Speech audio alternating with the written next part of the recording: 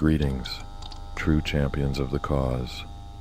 Welcome to Starplanet Beyond the Canon, a showcase of literary fan works from across the multiverse, featuring your favorite intellectual properties. In today's episode, we will be featuring Chapter 4 of the Siberian Experiment, a literary fan work inspired by 20th Century Fox's Alien and Predator franchises. When a meteor hits the Siberian wilderness, military personnel find more than they bargained for. The Siberian Experiment was published on the 26th of December, 2022. Somewhere in the heavens, they are waiting. Now, dear travelers, let's begin. Chapter 4. Warning. Hitchhikers may be escaping convicts. Adrian's Night. We come from the land of the ice and snow, from the midnight sun where the hot springs flow. The hammer of the gods will drive our ships to new land, to fight the horde, sing and cry, Valhalla, I am coming. Don't you have something from this century, Captain? Viper groaned, crouched on a jagged rock as he tried to finish his protein bar. Adrian had surrendered to a whim, letting music blast from his phone speaker.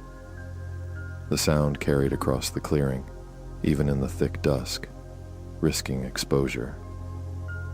What's wrong with the classics? Adrian shot back, brushing soot from his jacket.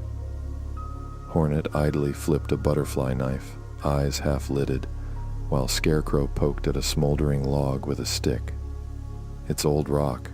That doesn't make it good. Led Zeppelin still sucks, Captain, Viper argued, tossing a glare that could cut through steel. Oh, pardon me, Mr. Music Police, Adrian mocked, yanking the phone from the small speaker and stowing it in his pack. We need to move anyway. The moment he finished speaking, the ground itself seemed to roar. A sudden explosion ripped through the air, nearly throwing them off their feet. What the hell was that? Viper shouted, scrambling to steady himself. The Meteor! Scarecrow barked, eyes wide as he scanned the darkening horizon. Get out of the impact zone, Adrian ordered. They bolted, dodging small fragments of rock that sizzled and hissed as they slammed into the dirt around them. This isn't good, man, Hornet called out, flinching as a chunk the size of a soccer ball struck mere feet away, leaving a crater of dust and shattered stone. Overhang, Adrian barked, pointing to a jagged rock ledge jutting out from the hillside. They dove beneath it, huddled together as another thunderous blast shook the earth, sending them sprawling into the dirt. What the hell are we gonna do now? Russians outnumber us, rocks falling from the sky, and now aliens, Hornet blurted, staggering upright and wiping blood from a cut on his brow. Focus, Brian, Adrian snapped, pressing a hand against his thigh. We don't know anything yet. Scarecrow, confirm. Was that the Meteor? Squinting against the fading light, Scarecrow nodded. It was. Impact's over, at least for now. Viper slammed a boot against a jagged stone. Damn it! We were supposed to have the girl before it hit. His voice trembled with frustration, eyes darting to the sky as if he could summon the meteor back. Adrian inhaled, slow and silent, letting his men settle.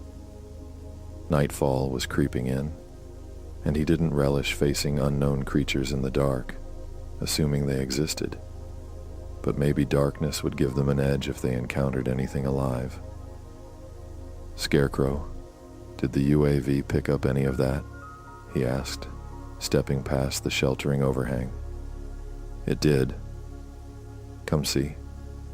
Scarecrow rewound the footage, his fingers shaking slightly as the screen filled with the fiery descent of massive meteor chunks. Several struck near their position. One landed disturbingly close, gouging a crater into the earth. Adrian tapped his knuckle against his jaw, eyes narrowing. Dust and smoke hung in the air, illuminated by flickers of burning debris. His mind raced, They couldn't risk wandering blindly toward the fragments, but ignoring them wasn't an option either. "We'll focus on the chunks that are roughly shed-sized or larger," he finally decided, his voice steady, commanding. He gave the hand signal for the team to regroup. "Nearest one hit close by. We'll recon it for our possible extraterrestrial visitors. Keep eyes open, stay tight, and move fast. No heroics, no wandering off." The team fell in behind him, boots crunching on shattered rock and soil. Shadows lengthened, the glow from the meteor fragments flickering like a warning. Adrian glanced at each man, Hornet muttering under his breath, Viper clenching his jaw, Scarecrow scanning the horizon with that haunted intensity he always had. The night was far from over. It took nearly an hour of trudging through scorched earth, cracked dirt, and scattered rocks to reach the closest impact site. The men moved silently, their usual chatter swallowed by the oppressive heat radiating from the smoldering forest in the distance. Each step made the air feel thicker, heavier, and by the time they crested a small rise, the heat had become almost unbearable. Adrian squinted at the glow ahead, a harsh orange bleeding through the rising smoke. Flames licked the tops of charred trees, consuming everything in their path. Jesus, nothing could have survived that, Hornet muttered, shading his eyes. The fire painted his face in flickering hues of anger and disbelief. Adrian raised a hand to protect his face, squinting against the shimmering heat waves. Even at this distance, the acrid smoke made his eyes sting and water. The piece of the meteor they were after was hidden somewhere within that haze. "You got it, Captain," Scarecrow replied, fingers flying over the tablet. The drone lifted into the orange haze, circling the impact zone lazily. Scarecrow pushed the camera's zoom to the limit, focusing on any signs of life, movement, or wreckage. Nothing. No heat signatures, no footprints, no flicker of movement anywhere near the site. Adrian rubbed at his temples beneath his helmet, jaw tight. "Thanks, Bob," he muttered under his breath, frustration lacing every syllable. He had been right from the start. This was a wild goose chase. He tagged the impact site in his GPS, marking it for reference, before turning back to the men. "What now?" Viper asked, voice low and weary. "Get the girl and get the hell out of here," Adrian said sharply, not in the mood to sugarcoat anything. His eyes flicked across the horizon. Night was falling fast, and the smoke combined with the darkening sky made the already eerie landscape even more forbidding. The UAV had picked up another settlement nearby, a possible haven from the encroaching darkness and the inferno behind them. The march to the town was silent. Exhaustion weighed on everyone, and frustration gnawed at their nerves. Running across the frozen expanse of Siberia under constant threat of discovery, only to find nothing, had drained their spirits. The only sounds were the crunch of boots on uneven ground and the occasional metallic groan of loose debris shifting in the wind. Finally, they entered the town. A weathered, splintering sign leaned at a crooked angle, barely readable. "Who's the linguist?" Adrian muttered. "Sign's too ruined to tell much," Scarecrow said, stepping closer to inspect it. "I can make out welcome, but it's definitely not Vijay." Hornet snorted, muttering, "I feel really welcome." The town was a ghost of industry, a long-abandoned mining settlement. Broken windows stared like empty eyes, roofs sagged under the weight of years, and the roads were cracked and littered with rusting machinery. Adrian tagged it in his GPS as Ghost Town. Siberia was full of these lost places, remnants of human effort abandoned to time and frost. "Stuff like this always creeps me out," Scarecrow whispered, more to himself than the group. No one replied, but each man shared the sentiment silently. There was something unnerving about buildings that looked lived in, yet utterly deserted, as though the occupants had vanished into thin air. Creaking metal, the groan of settling timber, and the occasional whisper of wind through broken roofs added a chill to the air. The fire team switched on their weapon lights and helmet illuminators as darkness pressed closer. Shadows flickered across walls and streets, turning familiar shapes into lurking threats. "Well," Hornet said, trying to cut through the tension. "Looks like we got the pick of Siberia's finest living accommodations. Any preference, boss?" Adrian scanned the surrounding structures. None of them offered comfort or security. Shelter here meant staying alive, not rest. Suddenly, a sharp scream cut through the night. "Whoa!" Viper yelped, dancing backward with his M240B raised and trembling. "Hold fire!" "What the hell?" Adrian barked, stepping between the team and the gun. "There was a spider!" Viper protested, his boots skidding on loose gravel as he glared at the tiny intruder now scuttling across the cracked asphalt. Adrian pinched the bridge of his nose, the tension in the air twisting tighter around them. A long night was ahead, and if a spider could send a seasoned soldier into panic, the unknown threats lurking in the shadows promised far worse. Adrian's eyes narrowed, his jaw tightening as he stared at Viper. "Are you serious? Spiders? In Siberia? It's too cold for them, and at that size, you wouldn't even see one on the ground in this light." Viper's hands flew up. It was huge, and if not a spider, then that was one freaked-out dog, Captain. Adrian's gaze swept over the rest of the team. "Scarecrow, Hornet, did either of you see this dog?" Both men shook their heads. "You're exhausted, Viper." "Your eyes are playing tricks on you," Adrian said, though a creeping unease wormed through him. "No way. I know what I saw. It had 8 legs and a tail." Adrian froze at the description. He had seen his share of odd creatures across the globe, but nothing terrestrial had that configuration. His pulse quickened. The hairs along his neck prickled. They weren't being stalked by wildlife. They were being hunted. "How big?" "Color?" Adrian demanded, his tone clipped and serious. Wiener dog-sized tan," Viper replied, his voice faltering. That matched reports from Antarctica, creatures that should not exist. Adrian's grip on his rifle tightened. "NODS on, safety's off," he barked. Night vision goggles snapped into place, green light painting the terrain in ghostly hues. PEQ laser designators danced across walls and rubble, cutting through the darkness. 9 o'clock high," Hornet shouted, and all heads swiveled as a shadowy, vaguely humanoid figure dropped from a rooftop.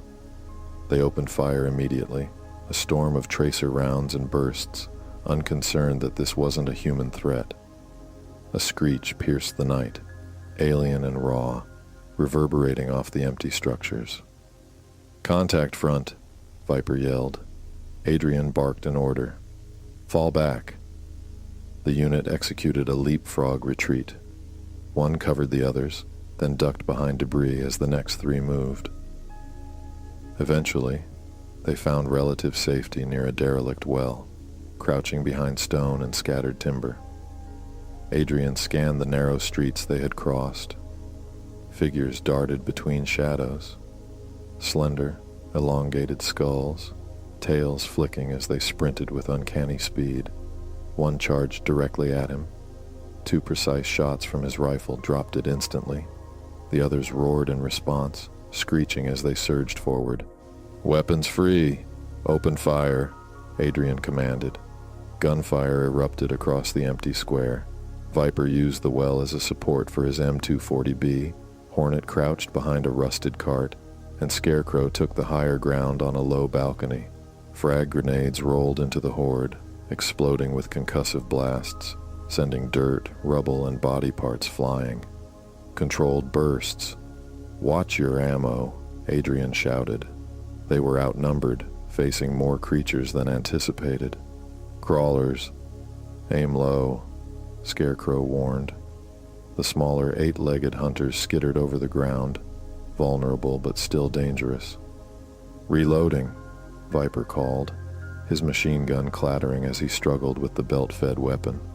One crawler broke through, charging him. Adrian pivoted, every second stretching into eternity.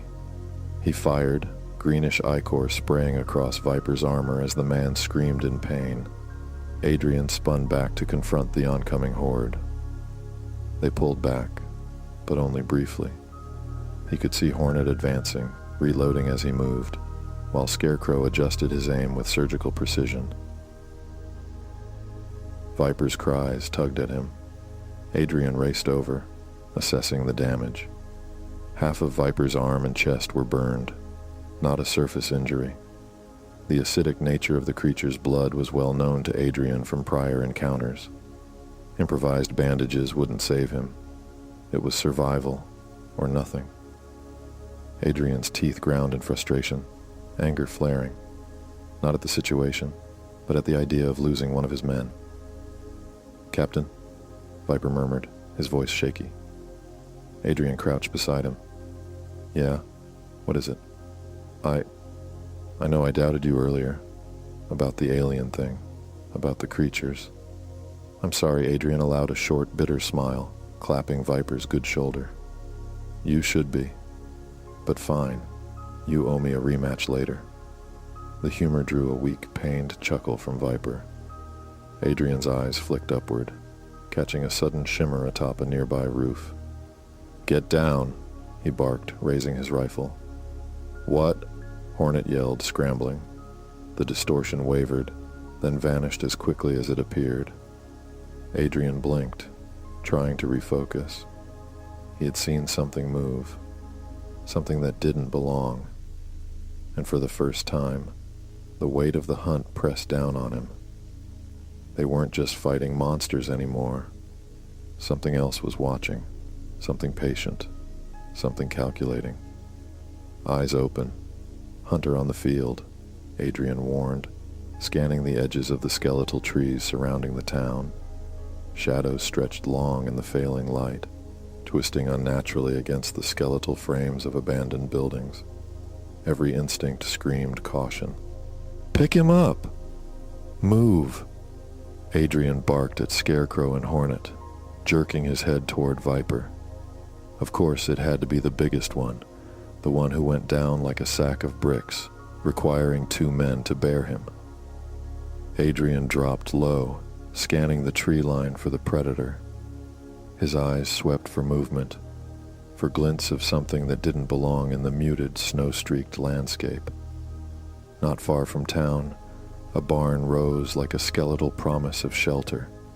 One entrance, one exit, perfect for holding their line. Inside, they laid Viper carefully on the dirt-streaked floor. Hornet and Scarecrow slammed the doors shut with deliberate force, bolts of wood shuddering as Adrian covered them, eyes darting to every shadow. Before the doors fully latched, a sudden weight of metal and alien motion crashed inside. A bone-rattling smack echoed, the sound of a combistic embedded in wood, just below Adrian's groin, pinning him to a support beam. He froze, grimacing through a wave of pain, then couldn't help the manic chuckle that broke from his throat. "Missed me, asshole," he yelled, voice sharp, almost defiant in its absurdity. The barn trembled again as an alien shuriken clanged off the support above his head, lodging in the timber with a shiver of lethal precision. "Maybe you shouldn't antagonize it, boss." "You almost lost something important," Hornet murmured, a wry smile playing across his lips. Adrian's smirk faltered as the rasping breath of Viper drew his attention, a harsh reminder that the danger wasn't just theatrical. "Cover the doors." "I'm stabilizing him," Adrian ordered, teeth gritted. He worked quickly, assessing Viper's injuries while keeping his body shielded. Every second mattered, and the predator outside was patient, calculating. Videkul hovered beyond the barn doors, muscles coiled like springs, senses stretched taut. The humans had trapped themselves behind splintered wood, forcing him to reconsider each move. Any attempt to enter recklessly would result in crippling injury. Tactical intelligence was as important as brute strength, a lesson learned from centuries of hunts. But the weapons, he needed them back. The combistic had been the correct judgment, measured, precise, but the shuriken had been a mistake. Pride had clouded instinct when the lesser species had dared to mock him. He didn't speak their language, but their defiance was clear, sharp as the echo of the metal against wood. As he paused, the hunt twisted in his mind, replaying the threads that brought him here. His clan had dispatched him from the deck of his private hunting yacht, concerned about an incoming meteor projected to strike Earth.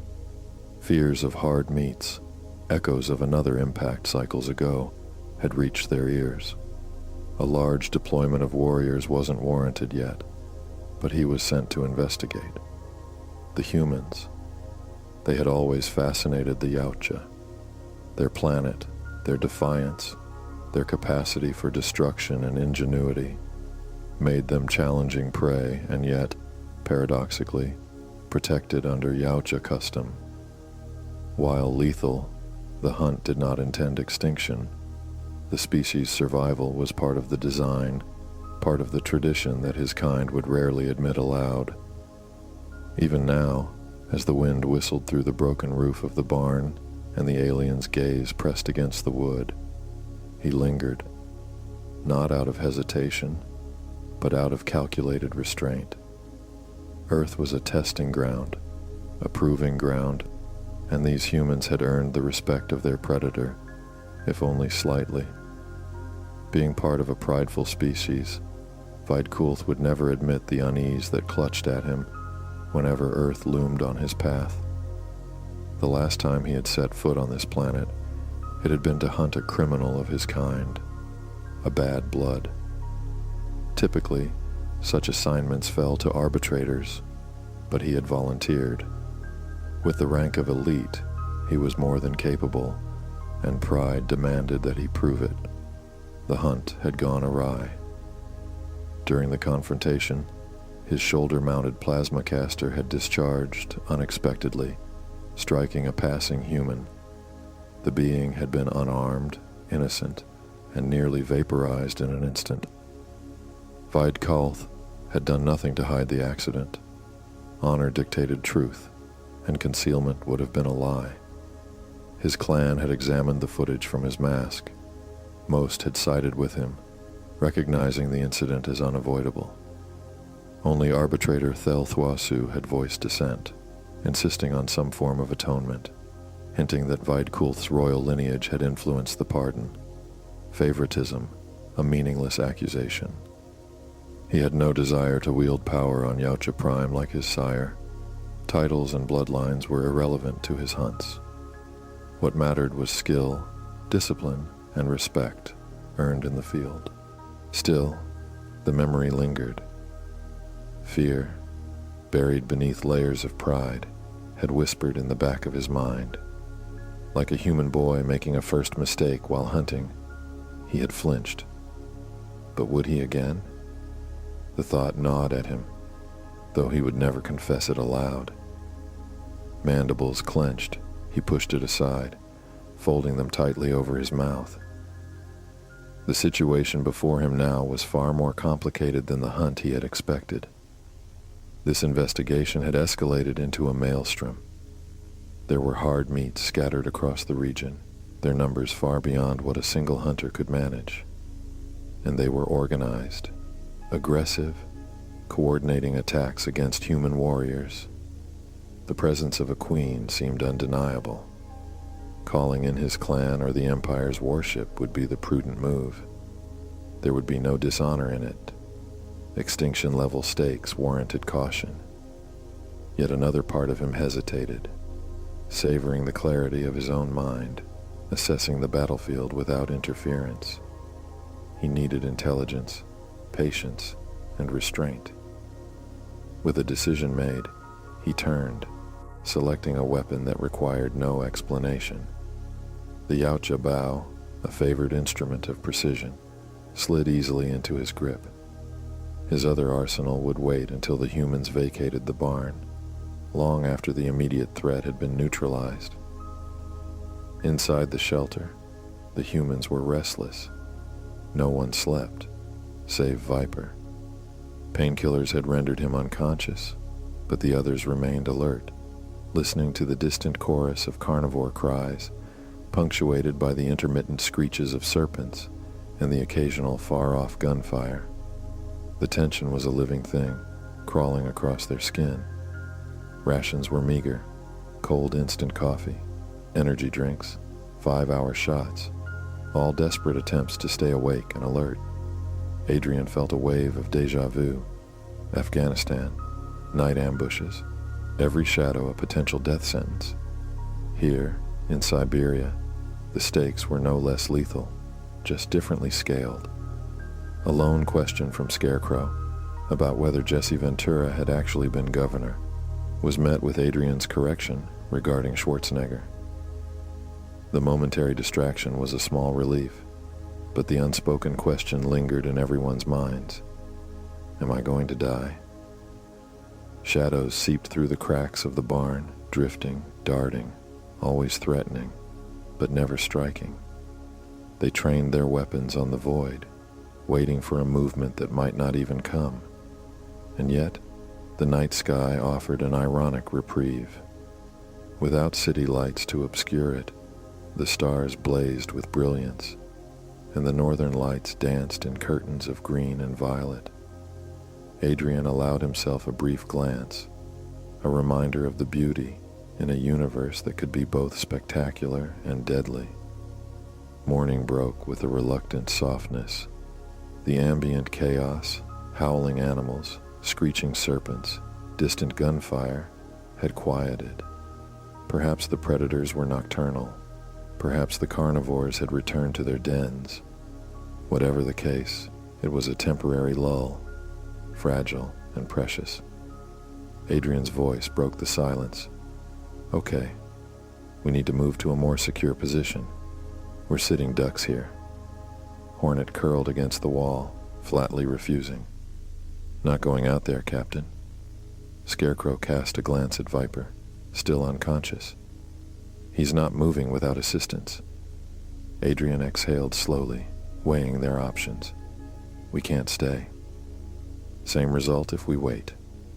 The men remained unmoving, shadows under the barn rafters, tense and silent. Adrian lowered his tone, firm but steady. I'll go first. Cover me. He stepped from the makeshift shelter, every muscle coiled, senses sharp. Leading from the front was not mere protocol. It was necessity. If the men saw hesitation, they might falter.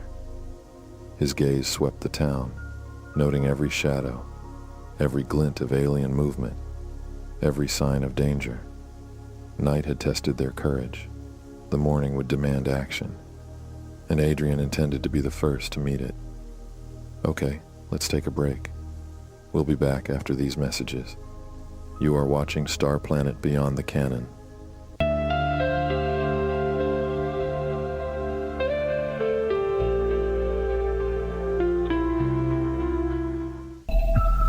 Feeling empty inside?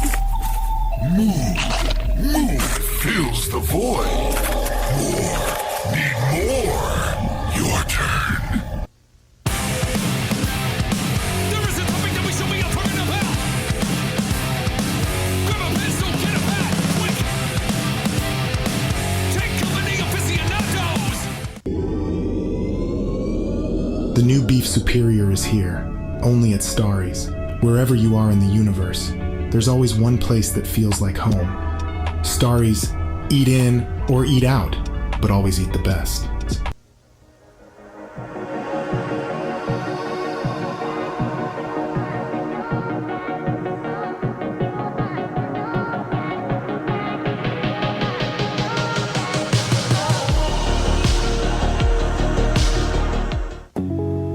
Some nights, it's not about winning.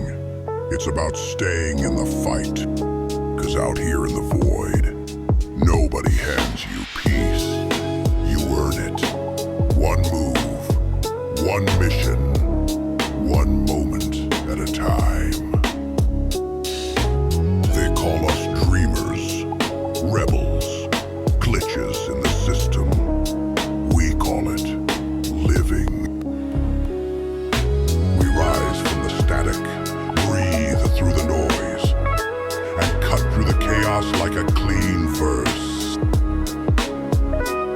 'Cause this block, it's not just TV. It's a pulse, a frequency, a promise. When the signal hits, you know where to find us. Starplanet Darkside, true champions of the cause.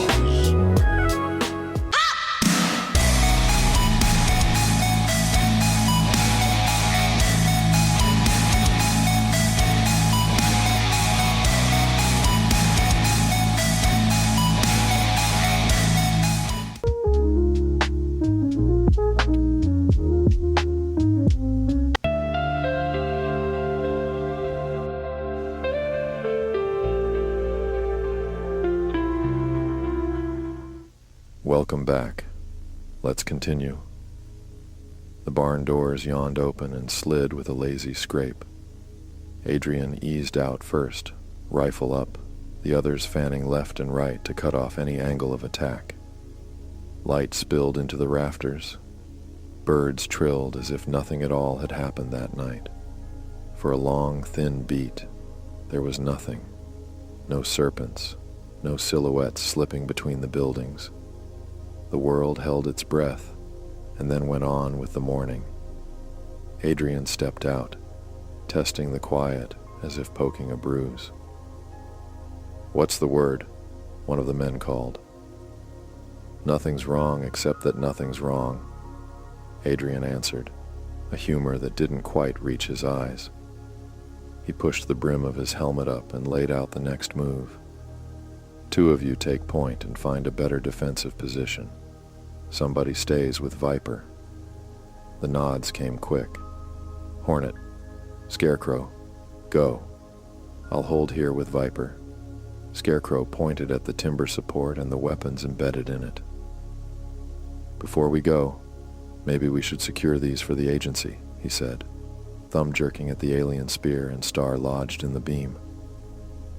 What followed would have been ridiculous in any other context. Each man tried, alone and together, to pull the things free, straining like a band trying to draw Excalibur. The metal didn't budge. The wood held like a lock. They gave up with curses and a few embarrassed laughs. "Forget it," Adrian snapped at last. "We don't have time to play with trophies." His voice was flat. Their silence made it sound sterner than intended. Nerves frayed, shock still raw from the night's fight. Hornet and Scarecrow moved out across the broken field. Adrian stayed behind, listening to Viper's ragged breaths, counting each shallow rise of the man's chest like a metronome of fate. They took longer than Adrian liked. Dust clung to their faces when they returned, but they had a plan. "High-rise," Hornet said, words short and blunt. "Apartment complex. Top floor's easy to fortify. Beds, some canned food. Better than an open field." Adrian's face tightened. "All right. Hornet, help me move Viper. Scarecrow, cover the walk to the complex felt exposed. Every alley a possible trap." Nothing struck. The hunter had chosen a different quarry, or it rested with the night. The building loomed like a sore thumb against the pale sky. Windows dark, stairwell yawning. They hauled Viper up the stairs and laid him on a sagging mattress. He slept hard from the stabilizers and painkillers, oblivious for now. Adrian looked at the sleeping man and felt the old, ugly familiarity of duty. The calls to next of kin, the hollow formalities when a body was all that returned. He had made those calls more times than he cared to remember, He did not want to make another. He stood, breaking the hush. You two fortify this room. Seal windows, doors, vents. Layer it up so anything that tries to get in has to chew through more than drywall. He mimed bolt placements, improvised barricades with hand signals. Sleep if you can, but one stays awake. Rotate watches. Hornet rubbed a chunk of grime from his cheek. And you? Vijay isn't far, Adrian said. He didn't add that the girl might already be dead, or that he refused to leave without at least trying. He wanted the team to see he wouldn't ask them to do what he would not. Scarecrow set his rifle down with a dull thud, and in a motion that scattered dust motes like startled birds, slammed the butt into the floor. The bang sent tremors through the room and dust up in a choking cloud. "Forget the mission, boss," he barked, voice raw. "We need to pull out. The girls probably..." He didn't finish. Adrian leveled a steady look at Scarecrow. "Don't mangle your weapon. We're in bad shape already. This isn't just about pulling a single person. If whatever happened last night spreads, it won't stop at Siberia. It'll push west, south, every direction. The Russian command needs to know what's here, and fast. I'm also hoping to find survivors to either evacuate or get moving on evacuation routes." He kept his voice low. Part of him didn't trust Bob to follow through if the girl couldn't be found. Hornet, pressed against the cracked window, rubbed a thumb along the splintered wood and asked the question none of them wanted. "What makes you think they won't shoot you on sight?" Adrian's smile was thin. "Because I look human. What they've seen isn't. I'll be the lesser shock, maybe even someone they trust more than the things out there." He slung his pack over a shoulder and moved to the door. Scarecrow pushed off from the wall. "You promised. No one goes out alone." "I'm not alone," Adrian said. "If I can find a surviving Russian unit, we'll have numbers. Day or two tops." He tried to make it sound convincing. Hornet muttered under his breath, "That man's gonna die," but didn't stop him. Outside, the town had been scrubbed clean. Where blood and bodies had marked last night's battle, there was nothing. No gore, no scent, no scrap of evidence. The dirt looked as if it had never been disturbed. Adrian felt that same cold tightening in his gut that had come with reports from Colorado. The predators cleaned up after themselves, dissolved the traces, erased proof. If the hunter had tidied the scene here, his team and their gear were now part of the scene, living, breathing evidence. Adrian drew a breath that tasted of cold metal and adrenaline. He tightened his straps and flexed his knees, ready to push out with heavy kit and no rest. He'd run like this before, under worse conditions. This time the stakes felt sharper. He started down the stairwell, boots thumping on concrete, every sense on a wire. And with that, this chapter has come to an end. I thank you for spending this time with us. Until our paths cross again, please like, comment, and subscribe. I have been your host, Arius. See you in the shadows, my love.